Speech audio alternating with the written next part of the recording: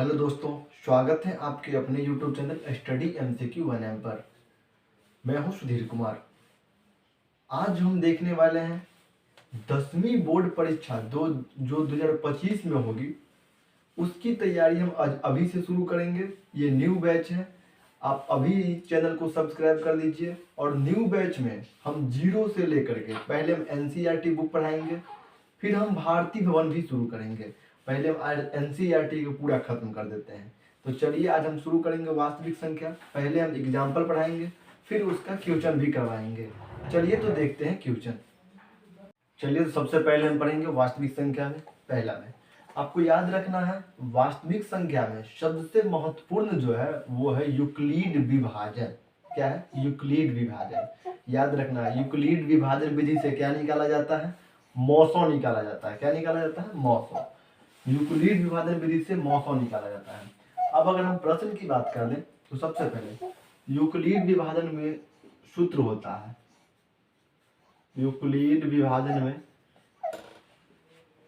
मौसो निकालने का सूत्र होता है। मौसो निकालने का A बराबर BQ प्लस R। ठीक है, आपको पता होना चाहिए यूक्लिड विभाजन विधि से सिर्फ मौसो निकाला जाता है, लौसो नहीं, मौसो। अब देखिए, अब हम बात करेंगे क्वेश्चन पे। तो चलिए हम क्वेश्चन देखते हैं। जैसा कि प्रश्न में दिया गया है, इसमें आपको B, R और Q निकालना है। B और R, Q और R निकालना है। जैसा कि प्रश्न में दिया गया है 17,6। 17,6 है ना।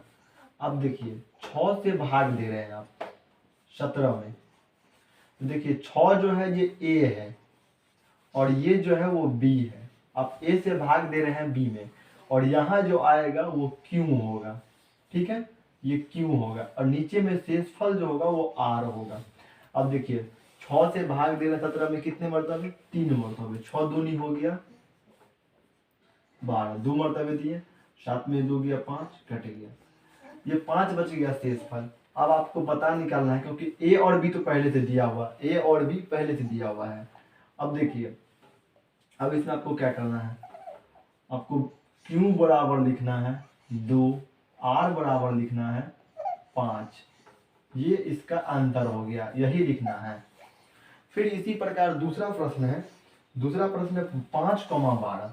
5,12 जो है, तो 5 में आप भाग दीजिएगा 12 से। ये तो A हुआ, ये B हुआ, यहाँ पे क्यों आएगा?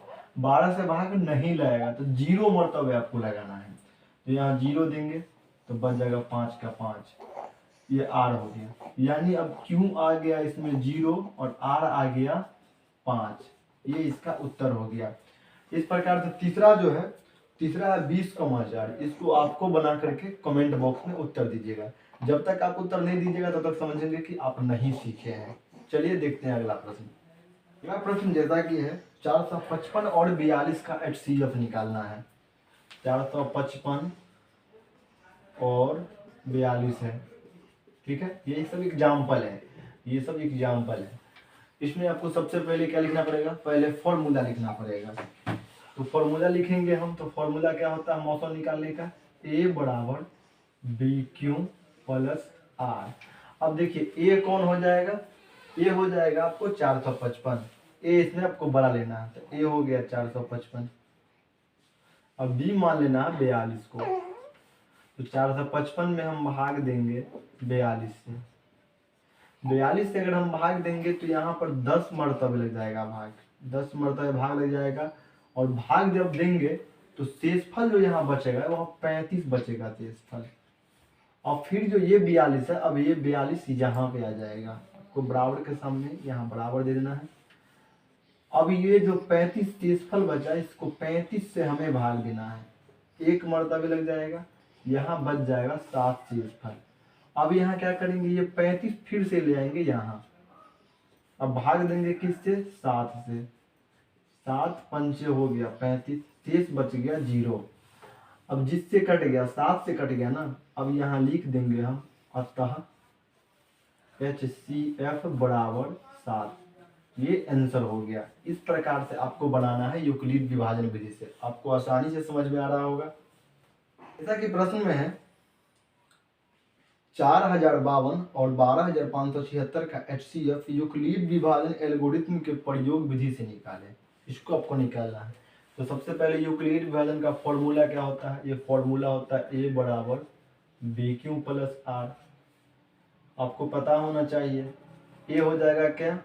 ये हो जाएगा आपको 12576 और B हो जाएगा 4052। तो यहाँ लिखना है आपको 12576 बराबर 4052। इससे भाग देंगे तो 3 बार में भाग जाएगा। शेष कितना बच जाएगा? शेष आपको बच जाएगा 420। जब आप शेष कीजिएगा भाग देने के बाद शेषफल बचेगा 420। शेषफल को प्लस दे करके लिखना है। अब क्या करेंगे? ये जो 4052 जो ये वाला ये यहाँ पर ले आएंगे 12576 की जगह पे और भाग देंगे किससे? ये शेषफल जो बचा है 420 उससे भाग देंगे। 420 से अगर हम भाग देंगे तो यहाँ पर जो है 9 मरतबे लग जाएगा। शेष कितना बच जाएगा? 272। अब देखिए ये 420 हम ले आए यहाँ, अब भाग देंगे किससे? 272 से। इसमें हम एक बार में लगाएंगे भाग। शेषफल कितना बच जाएगा? शेषफल बच जाएगा 148। फिर से हम भाग देंगे, अब यहाँ ले आएंगे 272, अब भाग देंगे 148 से, एक बार में देंगे 124, शेषफल बच जाएगा। अब क्या करेंगे? हम 148 यहाँ लाएंगे, 124 से भाग देंगे एक बार में, शेषफल बच जाएगा 24। अब ये देखिए ये जो 124 है 124 को यहाँ ले आएंगे, भाग देंगे 24 से, 24 से 5 बार में भाग दिए, शेषफल बच जाएगा 4। अब यहाँ 24 लाए, 24 से 4 छक 24, 6 मरतबे कट गया, शेषफल बच गया 0। अब 4 से कट गया तो यहाँ क्या हो जाएगा? यहाँ हम लिख सकते हैं अतः HCF बराबर 4 हो गया आंसर। देखिए थोड़ा सा लंबा था लेकिन ज्यादा भाग नहीं था, बस इसको आपको भाग देना आना चाहिए। कैलकुलेशन आपका थोड़ा सा ठीक होना चाहिए, आपको जल्दी ही बेहतर हो जाएगा। नहीं अगर ठीक है तो आप धीरे धीरे ठीक हो जाएगा। क्लास देखते रहिए कंटिन्यू, सब ठीक हो जाएगा। दर्शाइए कि प्रत्येक धनात्मक सम पूर्णांक 2q के रूप का होता है तथा प्रत्येक धनात्मक विषम पूर्णांक 2q प्लस 1 के रूप का होता है जहां q एक पूर्णांक है। इसको दर्शाना है। तो सबसे पहले ये तो आपको याद भी कर सकते हैं या बनाने के बाद आप इसको दिमाग में रख सकते हैं समझ करके कि कैसे इसको बनाना है। सबसे पहले इसको आपको लिखना पड़ेगा, हॉल और हल लिखना पड़ेगा। यहाँ आपको पहले मानना पड़ेगा, माना कि, यह माना कि एक धनात्मक विषम पूर्णांक ए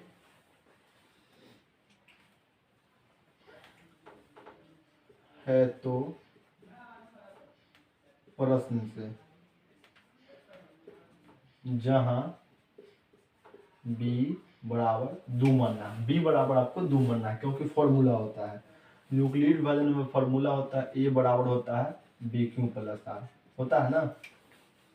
तो जैसे इसमें आपको मान लेना है ए बराबर BQ प्लस आर, तो यहाँ हो जाएगा ए बराबर हो जाएगा 2Q प्लस आर हो गया। जहां आपको लिखना है 0 से बड़ा R और R से बड़ा B, तो यहाँ आपको 0 से बड़ा R और R से बड़ा B के जगह पर 2 लिखना है। तो इसीलिए हो जाएगा यहाँ R बराबर क्या हो जाएगा? शेषफल हो जाएगा। 2 से छोटा कौन है? 0 है और 1 है।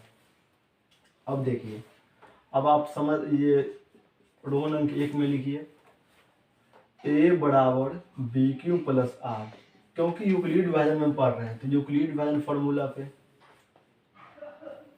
तो A बराबर यहाँ है, B कितना है? तो B तो 2 है, Q प्लस R में पहला क्या है? तो पहला 0 है, तो यहाँ हो जाएगा ये 2Q हो गया, ये तो समपूर्णांक हो गया। फिर दूसरा आपको लिखना है A बराबर BQ प्लस R, यहाँ 2Q और प्लस R में क्या है? 1 है, तो ये हो गया विषम पूर्णांक। अब आप लिख सकते हैं यहाँ पे अतः कोई भी धनात्मक पूर्णांक